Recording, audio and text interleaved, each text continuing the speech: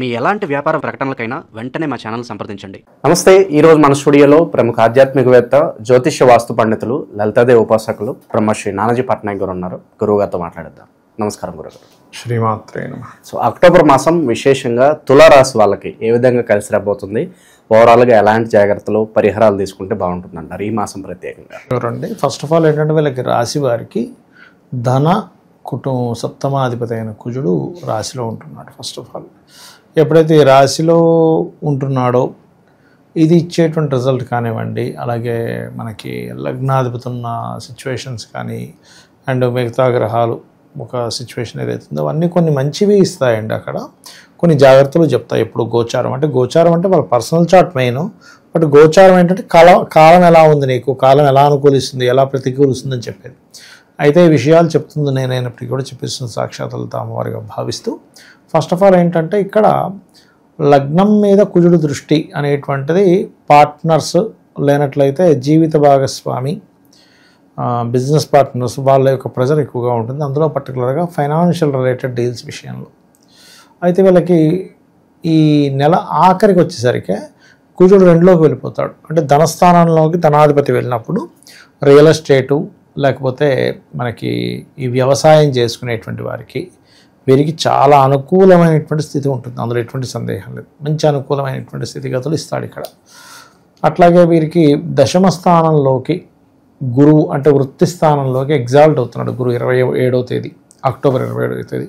కాబట్టి రోజులు గడుస్తున్నా కొద్ది ఈ నెలలో ఎండింగ్ వచ్చేసరికి ఏదైనా ఒక ఉద్యోగం విషయంలోని కొంత గ్రోత్ అనేటువంటిది ఉంటుందని చెప్పొచ్చు. ఎందుకంటే దశమంలో ఎగ్జాల్టెడ్ కదా. కాకపోతే వీళ్ళకి ఈ లగ్నాధిపతి మొట్టమొదటిగా కేతుతో ఉండడం, దాని తర్వాత నీచబడ్డం, ఇవన్నీ ఏం చేస్తుంది ఏంటి తులా లగ్నం వారికి అని చెప్పి చూసుకున్నట్లు, తులా రాశి కావచ్చు లగ్నం వారికి ప్రధానంగా ఇక్కడ కేతువుతో ఉన్నందుకు మీరు లక్ష్మీ గణపతిని ఆరాధన చేస్తే కానీ సక్సెస్ అనేది ముందుకు కదలదు. ఎక్కడో స్ట్రక్ అయిపోయినట్టుగా ఉంటుంటుంది. ఎందుకంటే లగ్నాధిపతి లాభంలో ఉంటూ కేతువుతో ఉన్నాడు కదా, దీని మూలంగా. అయితే వీరు 9వ తేదీ తర్వాత శుక్రుడు వీళ్ళ లగ్న అష్టమాధిపతి నీచ పొందుతున్నాడు. కాబట్టి 9 తర్వాత అంటే 9వ తేదీ తర్వాత నుంచి అక్టోబర్ మాసంలో వీళ్ళ తండ్రి గారి ఆస్తికి సంబంధించిన విషయంలో లేనట్లయితే వీళ్ళ యొక్క తాతగారి ప్రాపర్టీ రిలేటెడ్ సంబంధించినటువంటి అంశాలలో చాలా చాలా చాలా కేర్గా ఉండాలి.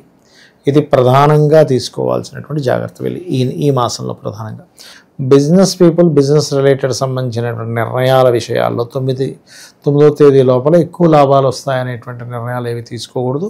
9 తర్వాత ఏమో నీచబడుతున్నాడు అని చెప్పుకున్నాం ఆ విషయంలో. కాకపోతే నీచబడ్డే శుక్రుడు ఏమి ఇస్తాడంటే విదేశీ యోగాన్ని ఇస్తాడు. మళ్ళీ సినిమా ఫీల్డ్ వాళ్ళకి మంచిదే నీచబడ్డ శుక్రుడు. కాకపోతే ఇక్కడ ఏమవుతుందంటే 12వ స్థానం కాబట్టి స్త్రీలు కొంచెం జాగ్రత్తగా ఉండాలి ఈ మాసంలో. అంటే ఈ 9వ తేదీ నుంచి ఒంటరిగా మనం చూడండి, కొంతమంది కొన్నిసార్లు అఘాయిత్యాలు జరుగుతుంది. మీరు గమనిస్తే కనుక ఈ నెలలో 9 తర్వాత మనం కొన్ని స్త్రీలకి కొంత అవుతుందంటే తులారాశి వారికి మాత్రమే కాదు, ఓవరాల్గా మనం చూస్తాం స్త్రీల మీద మనకు అప్పుడప్పుడు అఘాయిత్యాలు కనిపిస్తుంటాయి చూసారా. అటువంటివి కొంచెం ఈ మాసంలో 9వ తేదీ నుంచి ఒక 25 రోజుల పాటు జాగ్రత్తగా ఉండాలనేది గ్రహస్థితి చూపిస్తుంది. అదొకటి. ఇక గృహం కొనుక్కోవాలనుకునేటువంటి వారికి గృహ సంబంధంగా ఏదైనా ఇప్పుడు కొన్ని చేస్తుంటారు ఏంటంటే ఇంటీరియర్ డిజైనింగ్స్, ఇట్లాంటి వాటికి చాలా అనుకూలంగా ఉంది చెప్పాలంటే, దానికి ఏమి ఇబ్బంది ఏం లేదు.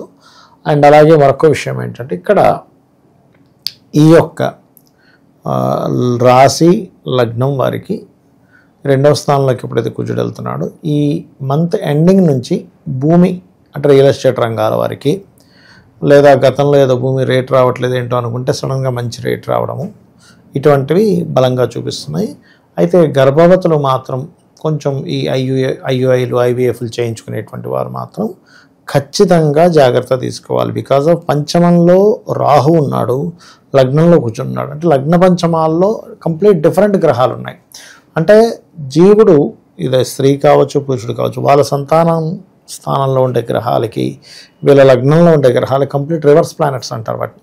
అలా ఉన్నప్పుడు ఏమవుతుందంటే ఇప్పుడు లగ్న సప్తమాల్లో ఉంటే జీవిత భాగస్వామికి వ్యక్తిగా అర్థం సరిపోదు. అలాగే లగ్న పంచమాల్లో ఈ 2 వ్యతిరేక గ్రహాలు ఉన్నప్పుడు ఇది ఇబ్బంది ఇస్తుంది. కాబట్టి ఈ విషయంలో చాలా జాగ్రత్తగా ఉండాలి. ఫ్రెండ్స్ అనుకోండి, షేర్ మార్కెట్ విషయాలు అనుకోండి, ఒక నిర్ణయం తీసుకునేటప్పుడు ఒక రాజకీయ నాయకులకి వీళ్ళు పర్టికులర్గా నిర్ణయం తీసుకునేటప్పుడు చాలా జాగ్రత్తగా ఉండాలి. ఇన్వెస్ట్మెంట్స్ కూడా తొందరపడి చేయకూడదు, ఎందుకంటే 12వ స్థానంలో ఇన్వెస్ట్మెంట్స్ అంటారు. సో 9 నుంచి ఎప్పుడైతే మీకు శుక్రుడు నీచ పొందుతున్నాడో ఇన్వెస్ట్మెంట్ ప్లేస్లో నీచ గ్రహం ఉంది, అంటే కాలంలో అనుకూలించట్లేదు అది. అంటే పెట్టే ఇన్వెస్ట్మెంట్ వల్ల అయ్యో ఏదో సడన్గా పెట్టేశాను, తొందరపడి పెట్టానంటే ఈ ఆలోచనలు ఎక్కువ తిరుగుతూ ఉంటాయి. కాబట్టి ఈ విషయంలో చాలా కేర్గా ఉండాలి. అయితే వీళ్ళు వద్దన్నా సరే కొన్నిసార్లు ఏమవుతుందంటే అవతల వాళ్ళు లేదు మేము సంబంధం చేసుకుంటాను కొంచెం బతిమిలాడేసి అలా చేసి ఇలా చేసి తొందరగా సంబంధం సెట్ చేసుకోవాలనే దాని మీద వాళ్ళు ఎక్కువగా వీళ్ళ మీద ప్రభావం చూపిస్తూ ఉంటారు. అయితే వీళ్ళకి ఓవరాల్గా చూసుకుంటే ఫైనాన్షియల్గాను కెరీర్ పరంగాను గ్రోత్ అయితే ఉంటుంది. ఇన్వెస్ట్మెంట్స్ ఒక్కటి కొంచెం చూసుకొని చేయాలి. సార్, విశేషంగా ఈ నెల మనకి చాలా వరకు పండగలు ఉన్నాయి. ఈ పండగలను ఈ రాశి వాళ్ళు ఎలా వినియోగించుకుంటే బాగుంటుంది?